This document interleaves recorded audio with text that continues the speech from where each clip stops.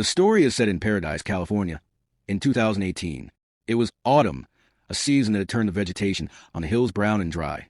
Perfect fuel for a fire. The day was Wednesday, November 7th, 2018, at 4 p.m., one day before the infamous campfire began.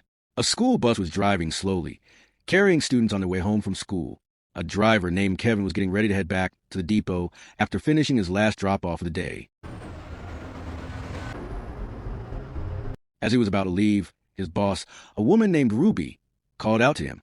She reminded Kevin that his bus was due for its scheduled maintenance. Kevin then approached her to ask about the possibility of getting overtime hours, which had been mentioned before. He had a lot of urgent expenses this month and many bills to pay.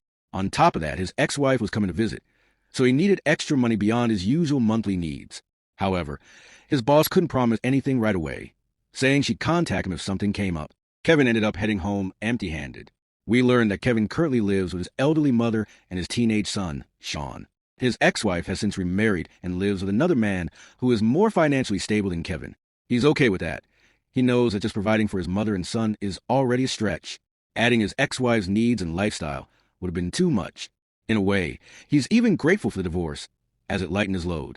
But his son, Sean, was another story. Since his mother left, Sean had become lazy about school. He often faked being sick to skip class, including today. Kevin tried to advise him, saying he didn't want Sean's future to end up like his own. He wanted his son to have a more promising career and a better life. But the kid was stubborn, and his defiance just made Kevin angrier, especially after a long day at work. The next morning at 6:15 a.m., strong winds caused a part of the electrical grid to break loose. The damaged components rubbed together, creating a spark. The fire easily spread to the dry grass and surrounding area. The fire department was immediately alerted by surveillance cameras placed at various points. An operator quickly contacted the fire department to dispatch the nearest crew to the location of the fire. That morning, Kevin was doing his usual school run. He sent a text to his son, Sean, but got no reply. Meanwhile, the firefighters dispatched to the scene saw from a distance that the flames were spreading rapidly. They were determined to contain it as soon as possible. Kevin's mother kept calling him, but he could only answer after all his passengers had gotten off. His mother told him that Sean was sick and throwing up. At the same time, Ruby called Kevin, telling him to report to the depot immediately for the bus maintenance, as a mechanic was waiting. Kevin asked for permission to get gas first. The firefighters on the ground were having trouble reaching the exact origin of the fire. They were forced to turn back because the route was inaccessible. The captain reported this to the command center, and the crew was ordered to return to the command post. Meanwhile, Kevin was panicking about his son's high fever while stuck in a gas station line. Even though his boss had told him to come straight to the depot, from the gas station, the plume of smoke in the sky was clearly visible. Soon after, the command post received a report from a camera operator about a new fire spot in the Concow area. This location was quite far from the first one. The fire chief coordinated with all relevant parties, urgently demanding that the power company cut the electricity in that area. It was strongly suspected that both distant fire sources were caused by electrical sparks. The firefighters in Concow reported that the flames had already reached residential areas. The roads were covered in thick black smoke, blocking visibility. The fire was spreading fast. Seeing the situation, the command post upgraded the evacuation warning to a mandatory evacuation order. The crew in Concow began helping residents evacuate immediately, including rescuing those trapped by the flames. Medical personnel were also dispatched as some residents had suffered burns. Meanwhile, Kevin had to stop at a pharmacy to buy medicine for his son's fever. At the same time, his ex-wife kept calling, demanding that he prioritize their sick son. In Concow, officials instructed all trapped residents to head to the creek. They would take shelter there, as it was impossible to pass through the wall of fire. To prevent the fire from spreading further, air tankers were deployed to drop fire retardant. On the road, Kevin got another call from his ex-wife. They argued, and she accused him of being incompetent, saying their son had complained to her about his behavior when he got sick. Stung by her words, Kevin made a U-turn to go home and give Sean the medicine.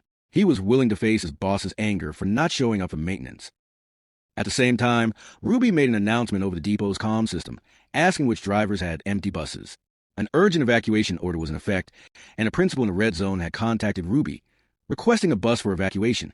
Kevin, who was on his way home, had to report that his bus was currently empty. Ruby told him to postpone the maintenance. His top priority now was to pick them up and take them to an alternate parent pickup point. Reluctantly, Kevin headed for the specified location. Upon arriving at the school, Kevin asked the teacher, Mary, to accompany the students until they were dropped off at the alternate location. The roads were now in chaos, clogged with vehicles as everyone tried to evacuate the town. The bus was stuck in gridlock, unable to move. Ruby tried to contact Kevin, the only bus driver still in town, but couldn't get through due to no signal. Kevin also repeatedly tried to call the depot, but there was no response.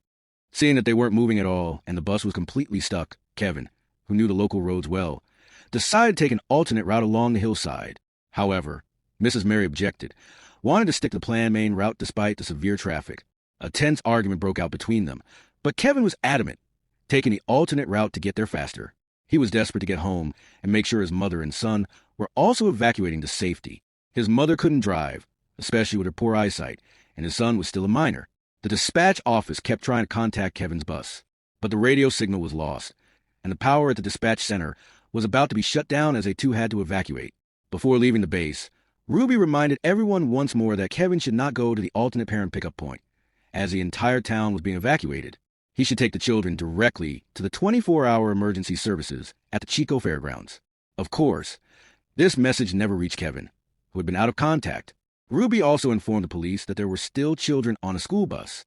In the Emergency Operations Center, the fire chief declared that this was no longer a wildfire, but an urban firestorm, jumping from house to house.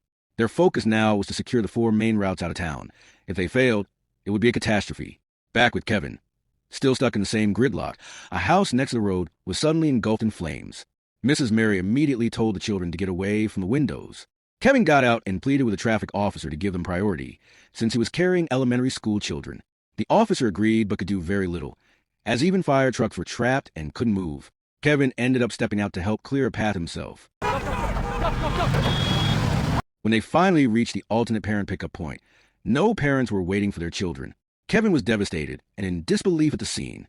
He felt a desperate urge to get home, terrified that his mother and son were waiting too long as the fire crept closer.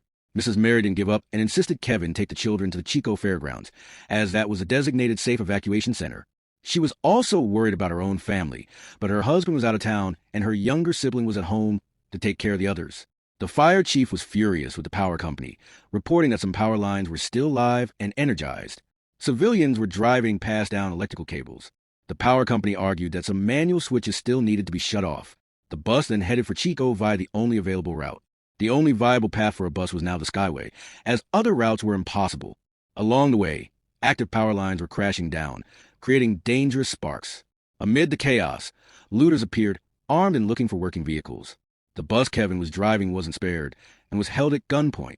Fortunately, Kevin managed to handle the situation and escape from the looters. Meanwhile, Ruby made it to the Chico Fairgrounds and immediately started looking for Kevin's bus. The other drivers told her that Kevin's bus, carrying the children, had not yet arrived. The parents had also gathered there, anxiously waiting for their kids. Kevin was forced to turn around and take the Neal Road route after the Skyway became impassable. This route was dangerously narrow for a bus, but with no other options, Kevin had to risk it. Smoke began seeping into the bus's air vents, forcing Kevin to turn off the AC. Before continuing, they searched for drinking water as the kids were complaining of the heat, but the building they stopped at suddenly caught fire. Meanwhile, Ruby, as the school district transportation director, addressed the worried parents. She expressed her confidence that Kevin was doing everything in his power to get the children to safety. After getting out of the residential area, Kevin now faced a new struggle, navigating a steep hillside where one wrong move would mean certain death for everyone. After successfully passing the narrow road, Kevin encountered residents walking toward the area he had just come from. The residents warned him that the road ahead was already on fire, while Kevin told him the path they were heading toward was also engulfed. It was a clear sign that the fire was now surrounding them from all sides. Kevin got out to find a high spot to survey the area. It was true. They were completely encircled by fire. He broke the grim news to Mrs. Mary. They decided to hold their position and rack their brains for an escape plan.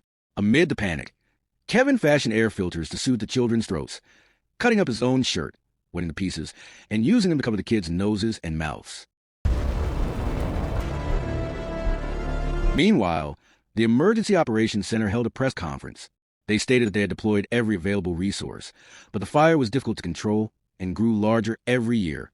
They were now halting firefighting efforts to focus entirely on saving lives. For now, Kevin rested briefly inside the bus. It was the best they could do. They had already pushed through one dire situation after another. Kevin and Mary talked about the best moment of their lives. Simply try and make the most of the time they had left. When the fire closed in and the children were panicking, Kevin used the bus's fire extinguisher to spray around the vehicle. As the flames grew uncontrollably, Kevin got back in and told everyone to brace themselves to move. But in this critical moment, the bus wouldn't start. Kevin was forced to get out and fix the issue. Finally, after it started again, Kevin made the daring decision to charge forward through the flames. Whatever risks lay ahead, this was their only choice, better than sitting still and waiting to be consumed by the fire. Half in disbelief at what was happening, they managed to break through the ring of fire and thick smoke.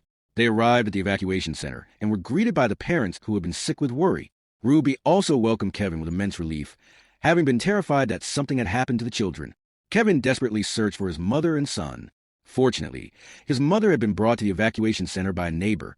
His son was already safe with his ex-wife. Later, Kevin visited the site of his home, which had been completely devoured by the flames. Nothing was left, nothing but the memories of his loved ones within those walls. The disaster resulted in 13,500 homes destroyed and 85 lives lost. In the aftermath of the fire, Kevin decided to train to become a teacher. He now works at a school in Chico, California, and Mary continues to teach at a school in Paradise.